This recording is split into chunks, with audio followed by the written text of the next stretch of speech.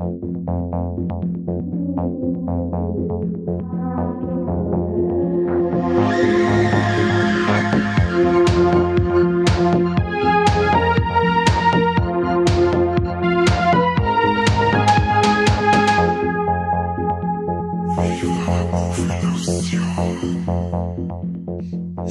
und habe dere beieinander zu einer neuen Folge Viva la Movolution Podcast. Mit mir im virtuellen Studio der Corby. Hallo, grüß Gott. Und sonst keiner mehr. Corby, wir zwei haben wir heute die Ehre miteinander und wir reden über, meiner Meinung nach, einen ganz starken Film, und zwar The Hills Have Eyes von 2016. Aber zuerst mal, wie geht's dir denn, Corby? Was treibst du noch dabei? Ich mache eigentlich nur noch Pläne, in Urlaub zum Fahren, am liebsten in die Wüste. Mit einem Wohnwagen, weißt du, die ganze Familie dabei, der Hund hinten drin im Wohnwagen, und dann nehme ich am besten nur meinen Schwager mit, meine Schwägerin. Deren Kind. Deren Kind, genau. Und fahren gen den Hügeln der blutigen Augen. Dam, dam, dam. Sehr gut, sehr gut. Ich werde fast behaupten, der Film passt zu den momentanen Temperaturen. Ich sitze da jetzt gerade in meinem Büro herin und ich schwitze wie eine Sau. Ich habe direkt voll das Hills of Ice Feeling. Das passt jetzt gerade, dass wir mir gerade über den Film reden. Ja, ich schließe mich dem Schwitzen an. Es sind echt unglaublich ekelhafte Temperaturen aktuell, aber wem sage ich das? Ich habe heute noch früher ein Video gesehen, wie in der Nähe von Kassel bei der Autobahn links und rechts die Fahrspuren brennen. Da habe ich mir gedacht, Bayern ist gar nicht so verkehrt, gell? Ja. Also, es ist auf alle Fälle ein Remake, über was wir heute reden, von einem Film von 1977 von Wes Craven. Ich weiß nicht, hast du den Film damals im Kino gesehen oder bist du zu jung, oder? Was? Damals, 1977 im Kino? Nein, nicht, von 2016 natürlich, das Remake. 2006? Ja. Na, den habe ich da selbst freilich nicht gesehen. Auch die Filme vom Alexandre Aja sagen mir erst seit ein paar Jahren was. Oder sagen wir mal, eigentlich so richtig wahrgenommen habe ich diesen guten Regisseur erst seitdem wir den Podcast hier haben. Okay. Und ich muss sagen, ich habe mir unter The Hills Have Eyes nicht ganz so viel vorstellen können. Nachdem du ja gemeint hast, weltbester Film und unbedingt anschauen, und ich dann erst gesehen habe, Alexandre Aja, oder Alexandre Aja, habe ich mir gedacht, ja Mike, sag halt das zuerst. War das jetzt echt die Erstsichtung für dich, oder was? Ja, für mich war es die Erstsichtung. Ja, sauber. Das ist schon mal ganz gut, dass du jetzt da ganz frisch an der Sache dran bist. Das ist ganz gut. Das war einer von den ersten, 2003 hat eigentlich alles so richtig angefangen mit dem ganzen Remake, möchte ich fast behaupten, mit der Texas Chainsaw Massacre. 2004 ist dann Dawn of the Dead rausgekommen und dann 2006 eben der Hills Have Eyes. Also es waren 3 richtig gute Filme, oder auf eine Weise gute Filme, hintereinander, wobei für mich dann Hills Have Eyes von 2016 die absolute Krönung ist, weil der Film so viel richtig macht. Was? 2006. Habe ich 16 gesagt? Entschuldigung, ja. 2006 natürlich. Ich weiß nicht, hast du den Originalfilm von 77 auch gesehen?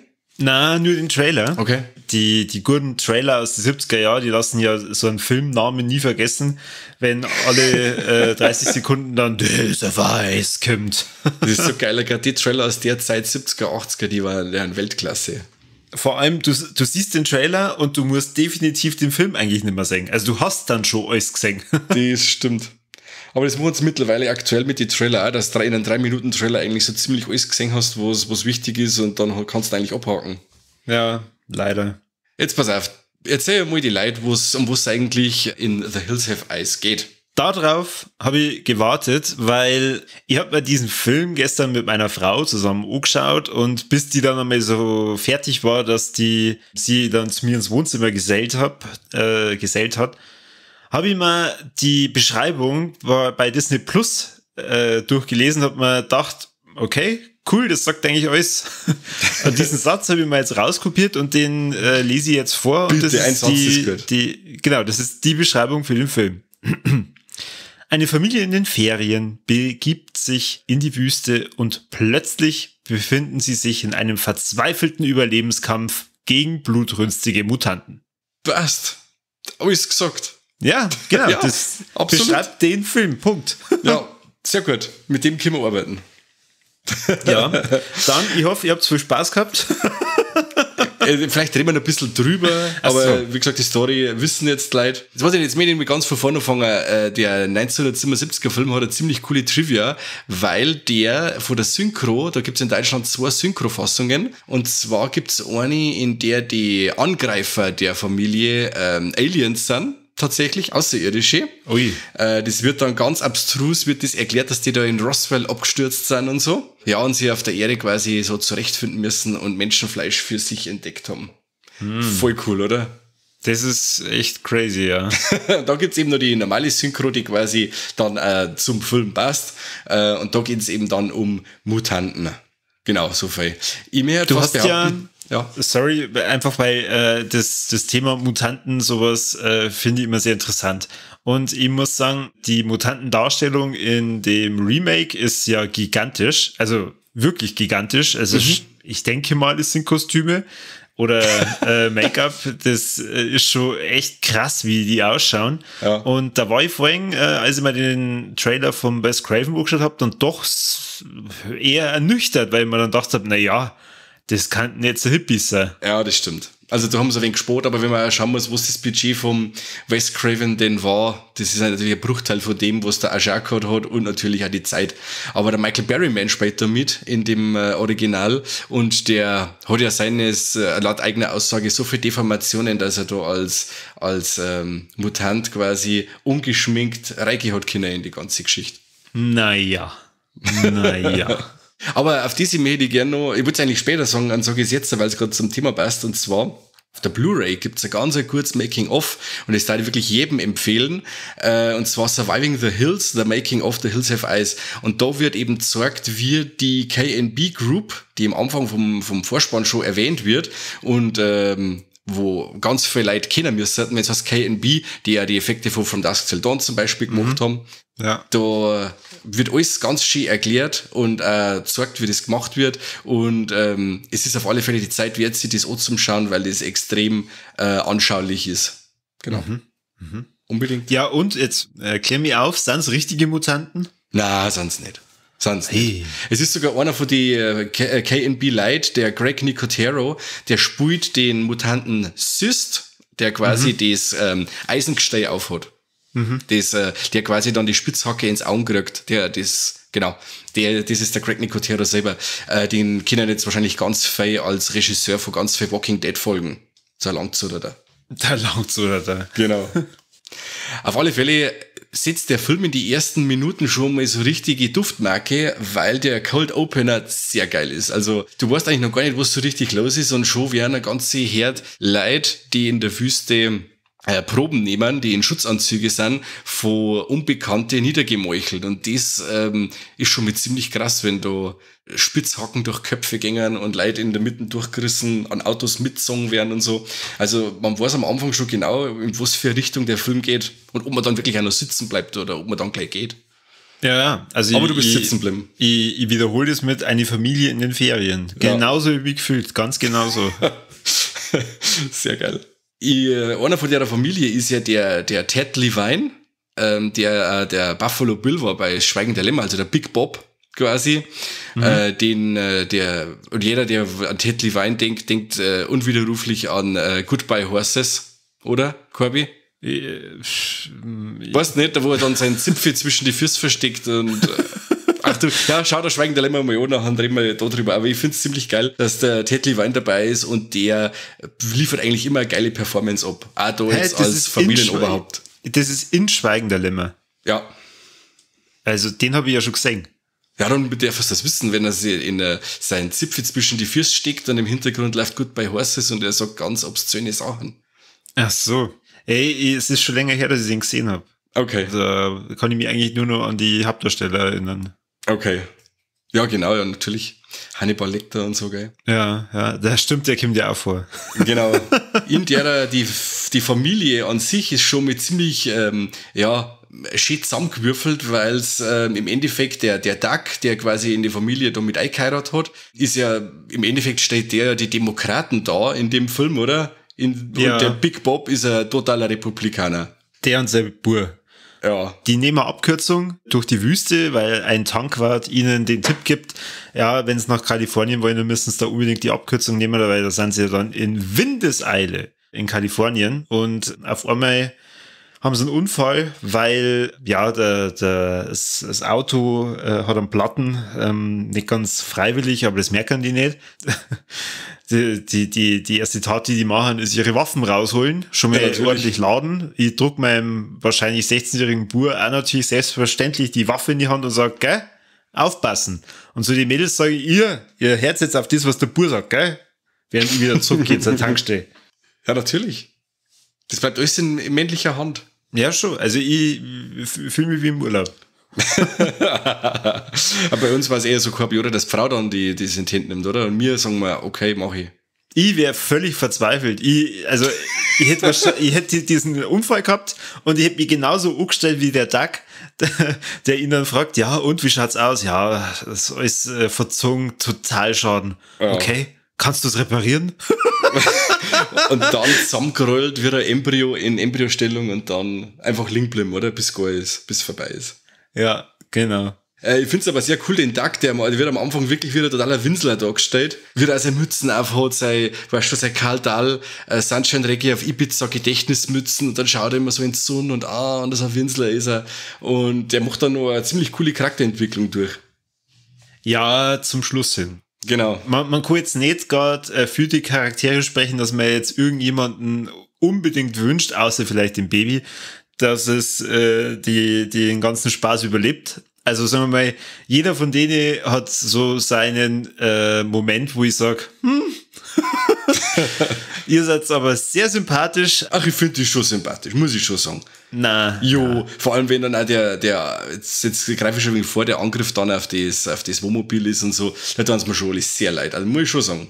Also ich weiß nicht, ich hab's mir gestern auf Englisch angeschaut, weil ich hab's nicht hingebracht oder es gibt's vielleicht einfach nicht auf Deutsch auf Disney Plus, keine Ahnung. Die Rechte wahrscheinlich. Was? Die Rechte, wieder mit der X-Men-Serie ist es meine genau so. Die hätte mir gern angeschaut, aber die meine ist auch nur auf Englisch drin. Und da muss ich sagen, da habe ich in der Stimme schon immer so einen leicht arroganten Ton gehört, der mich sehr gestört hat. Okay. Also ich war ganze Zeit lang wirklich auf der Seite der Mutanten. Ach so, Wahnsinn. Du bist der Verrückte. Naja, also vielleicht für den einen oder anderen Hörer, der auch sagt, hey, ja, ich habe auch meistens ein Herz für Mutanten, erzählen wir mehr. Die haben es dann natürlich auch nicht leicht. Die wohnen da in der Wüste und da sind ja ganz viele Atomtests gemacht worden und da gab es halt ein paar Leute, die haben halt dann gesagt, na, wir leben da schon immer und wir wollen hier weiterleben. Und dann hat die US-amerikanische Regierung gesagt, okay, mir egal, wir machen trotzdem unsere Tests. Dann haben die gesagt, hey, und dann gehen wir in die Minen. Dann hat die Regierung wieder gesagt, ja, macht's doch. Tja, und dann waren die da in die Minen und haben sie verstrahlen lassen und sind jetzt alle sehr deformiert. Selber schuld.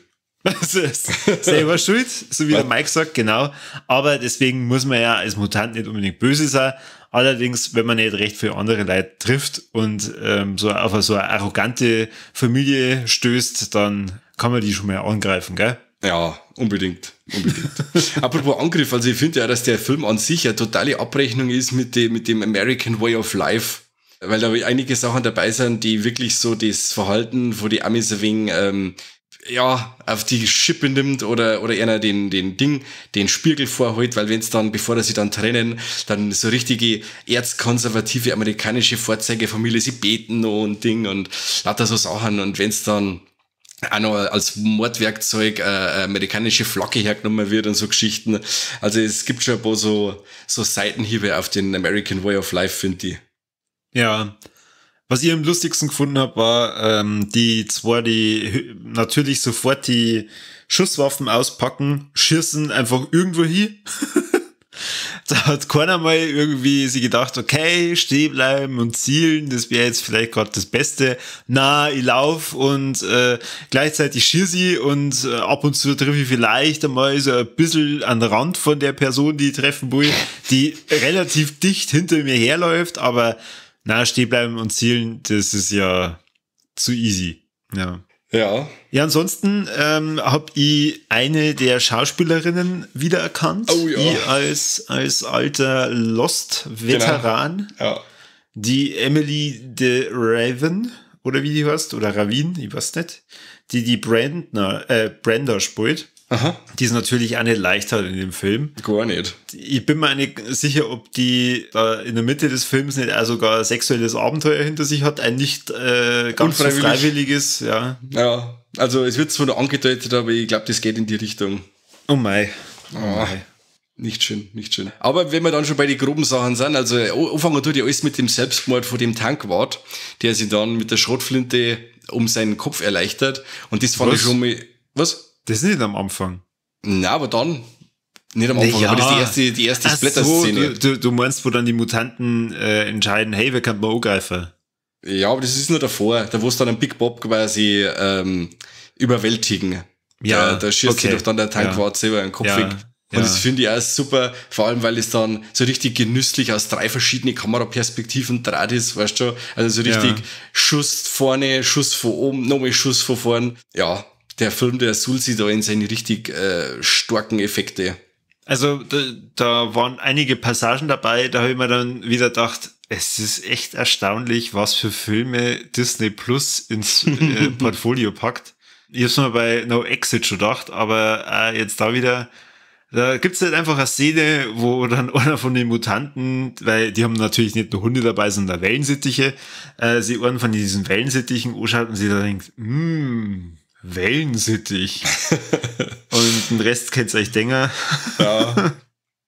Der sauft den aus wie Bierdosen. Oh. Wir können allgemein einmal jetzt über den Angriff in der Nacht reden, also, weil ich finde das wirklich, also die Szene und später dann der Kampf, der Duck gegen den großen Mutanten, weiß ich mir genau, wie der heißt. Weiß ich nicht, Big Boy.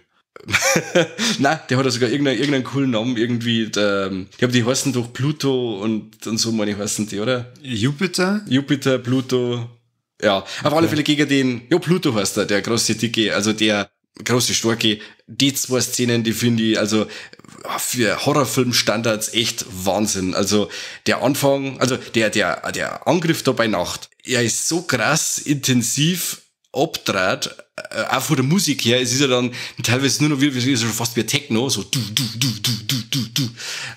Und dann, was mit denen Leuten alles passiert und was die alles mitmachen müssen. Und zuerst kommt mir die Ablenkung quasi, dass der Vater am Baum gekreuzigt, angezündet wird und so. Also richtig krass. Und was die dann im Wohnwagen alles mitmachen müssen. Und das Baby wird bedroht. Und dann kommt noch die Szene mit der Muttermilch. Weiter tue ich jetzt gar nicht ausführen.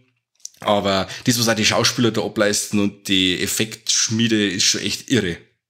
Also, allein wie die Mutanten ausschauen und wie das dann auch alles wirkt, wie es du schon sagst, mit der Musik und dem ganzen Drum und Dran, da wird einem schon sehr unbehaglich. Voll. Und dann, wenn die Mutter dann das war dann tatsächlich so der Moment, wo ich mir dann gedacht habe, vielleicht sind die Mutanten doch nicht die Guten. Bist du dann doch so drauf gekommen, oder was? Ja. Es ist ja, der Film ist ja im Kino damals, ich habe ihn damals sogar, glaube ich, 3-mal im Kino gesehen, weil er mir so gefallen hat. Nicht, weil ich nicht verstanden habe, sondern weil er mir einfach gut gefallen hat. Und zwar war der geschnitten im Kino, oder das war die R-Rated-Version. Und ich glaube, dass es ungefähr 1,5 Minuten Zeitunterschied ist, aber auch ganz viel unterschiedliches Bildeinstellungsmaterial. Und also das ist einmal ein Film, wo wirklich sie der Titel Unrated wirklich lohnt. Also die sind wirklich so viel Schauwerte mehr als im Kino, das ist wirklich irre. Und wundert mich bis heute, dass der Film mit der Freigabe ab 18 ohne Schnitte durchgekommen ist, weil der wirklich ganz hartes Brot ist. Also allein die Szene, wo der Tank quasi den Schädel wegblasst, also das hui. Ja, und sie halten halt immer voll drauf, gell. Ja. Was ich dann auch cool fand, das ist dann die Wandlung eben vom Duck, der dann durch die Wüste streunert mit einem total verdreckten Hemd und so und schaut dann ein wenig aus wie der Ash aus die Evil Dead Filme, der dann quasi den Mutanten noch muss und sein entführtes Kind wiederholen muss und so. Ja, fand ich cool, vor allem wie er dann da sie behaupten kann gegen die Mutanten teilweise, das war schon cool. Weil, wie schon gesagt, in meinen Augen hat keiner der Charaktere jetzt so einen richtig sympathischen Eindruck hinterlassen, auch der Duck nicht. Okay. Ich habe bloß gedacht, das Baby sollte man jetzt vielleicht doch holen. Deswegen, ja, greif du mir an. Was ich uncool gefunden habe, ist, dass sie den Schäferhund mitgenommen hat. Mhm. weil ich mir dann gedacht habe, der Hund kann jetzt mal wirklich gar nichts dafür, okay? Das heißt, wenn du den jetzt einfach so als Einmalwaffe benutzt, dann war ich jetzt echt sauer. Aber ja, da möchte ich jetzt nicht so viel spoilern. Da gibt es nämlich eine coole Szene aus Hills of Ice 2, also den alten Hills of Ice 2, das Sequel quasi von dem Wes Craven-Film. Und da spielen ja auch die Hunde mit und so. Das ist ja alles hübsch ähnlich. Und da sieht man dann in einer Szene, quasi einer von den Hunden, der den ersten Teil überlebt hat dann ein Flashback und erinnert sich an das, was damals war. Da lacht sie tot. Gerade ein bisschen nebenbei, das war immer so eine Szene, wo ich mir denke, das ist so zum Fremdschauen, wenn die Kamera auf den Hund hinfährt und dann kommen die Erinnerungen vom Hund und sagst, nein. Das finde ich cool. Das finde ich echt cool. Ja, warum soll der Hund nicht einen Flashback haben? Ja, voll. Das war der erste Film mit Hunde-Flashback wahrscheinlich. Boah, leck, ob mein Hund jetzt mal ein Flashback hat, wenn ich aus dem Büro ausgehe, um mir einen Kaffee zu holen und ihn zurücklasse. Ich hätte eher gesagt, wenn du noch aus der Duschen kommst. Hey. Was auch noch recht cool ist, der Duck wacht ja dann auch mal in einer Gefriertruhe auf mit lauter Leichenteile.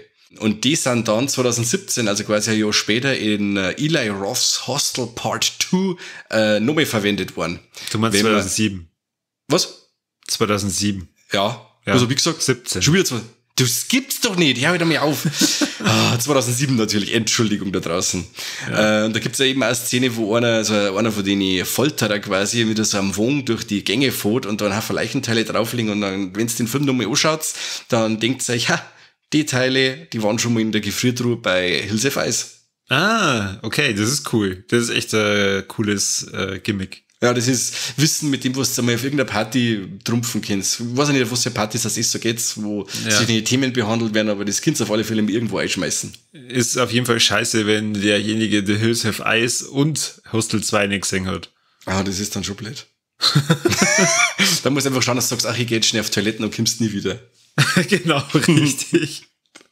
Entschuldigung, mein Notar hat angerufen. Da muss ich jetzt schnell hin. Aber ganz schnell. Wir können eigentlich fast schon zum Fazit übergehen, oder? Also ich bin zumindest schon echt heiß. Es ist noch eine Sache, die wo ich noch gerne sagen darf, und zwar eine Mode, wo ich mir nie so richtig Erwähnung finde, und zwar der Billy Drago, der spielt da einen von den Mutanten, der dann am Schluss die Mutter anknappert noch.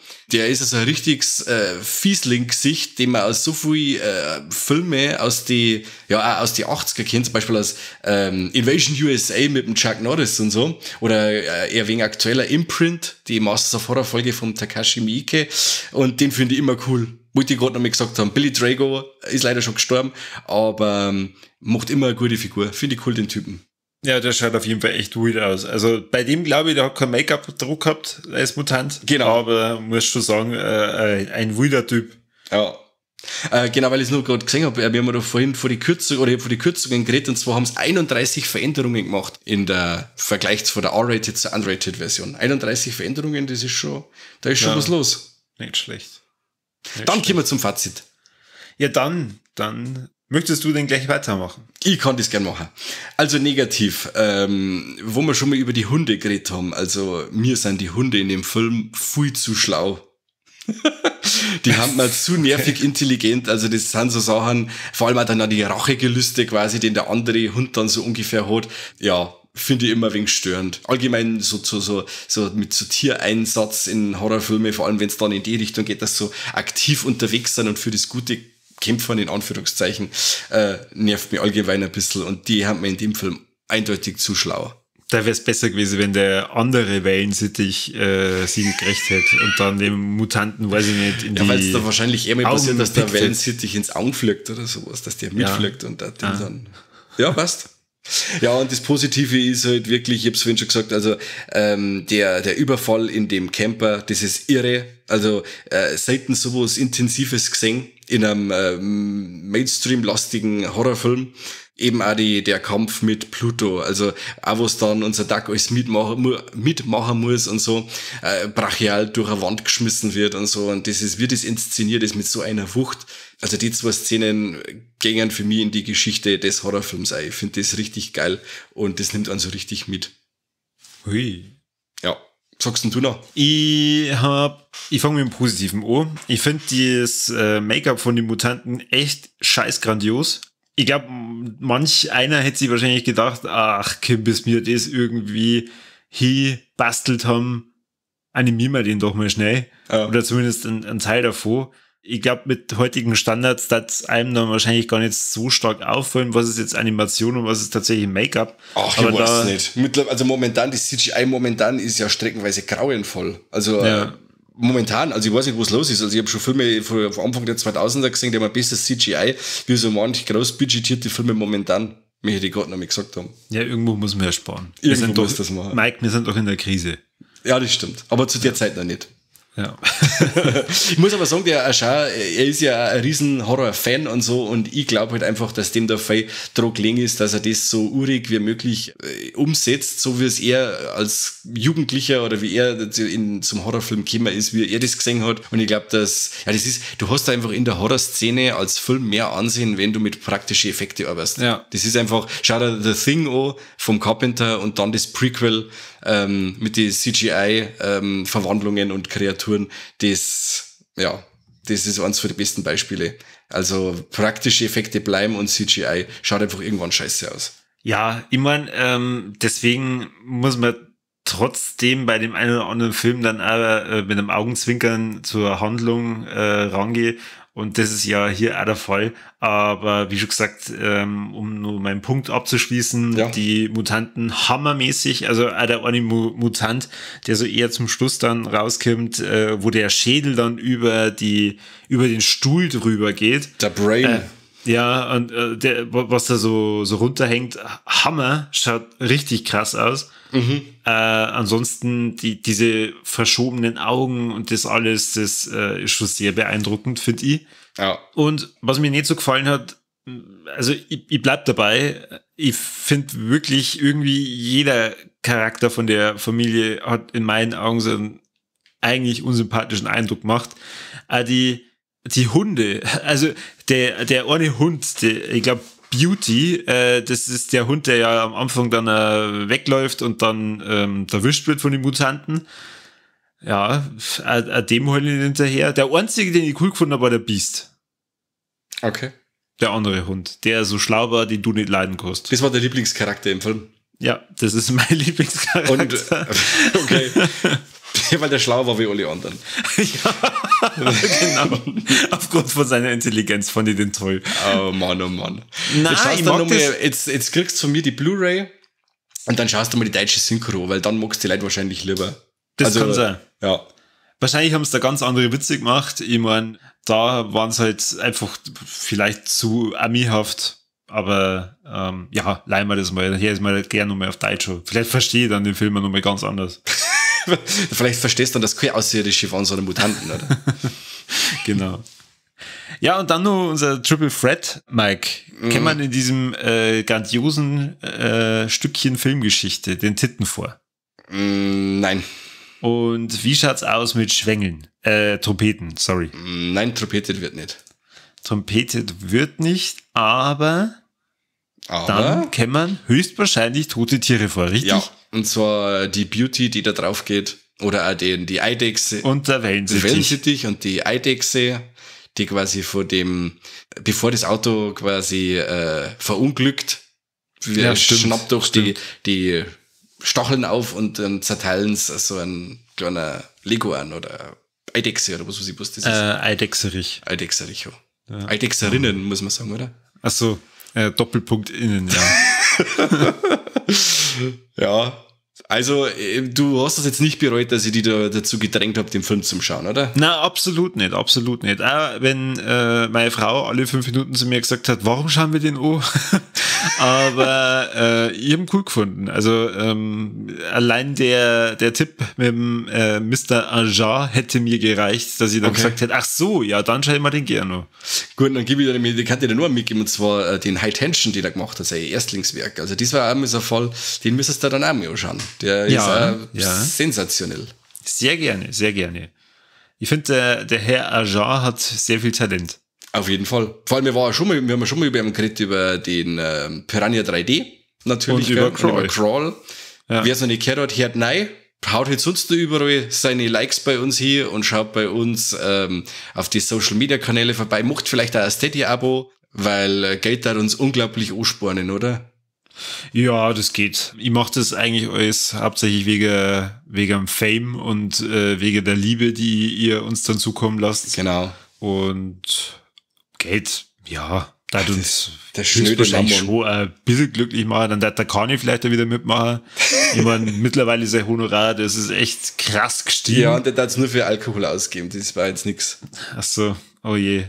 Aber dann gibt's uns das Geld. Wir werden dadurch Alkohol kaufen, der eher dann für uns ist als für den Kani. Ich kaufe mal einen Film oder zwei. Ja, oder so.